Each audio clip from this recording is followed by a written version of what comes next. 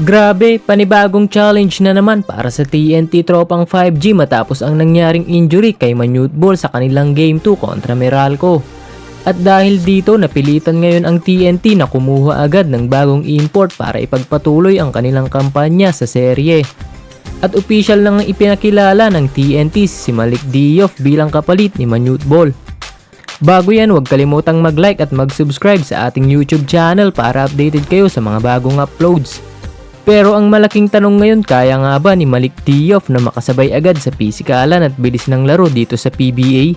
At kaya ba niyang makapag-adjust agad sa sistema ng TNT kahit kalagitnaan na ng serye? Si Malik Diouf ay hindi naman bagong pangalan pagdating sa Philippine Basketball. Nakapaglaro na rin siya dati kasama ang Zamboanga Valientes kung saan naging teammates pa niya si DeMarcus Cousins. Bukod doon, may experience na rin siya sa collegiate basketball dito sa Pilipinas matapos siyang maglaro para sa UP Fighting Maroons. Sa playing style naman, ibang-iba siya kumpara kay Manute Bol. Mas kilala si Diouf sa kanyang inside presence, rebounds, hustle plays at depensa sa ilalim. Isa siyang traditional big man na kayang gumawa ng trabaho sa pintura at tumulong sa rim protection ng team.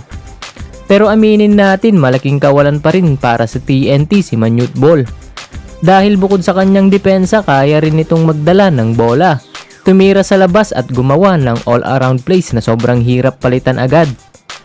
Kaya malaking adjustment talaga ito ngayon para sa TNT.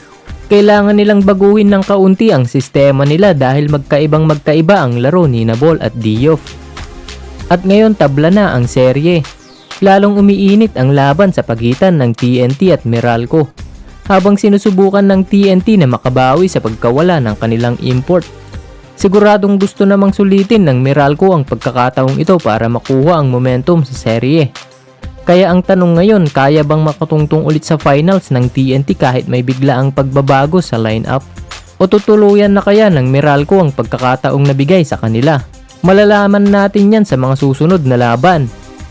Kung nagustuhan mo itong video, huwag kalimutang mag-like at mag-subscribe para updated kayo sa mga bagong PBA updates, recaps at analysis.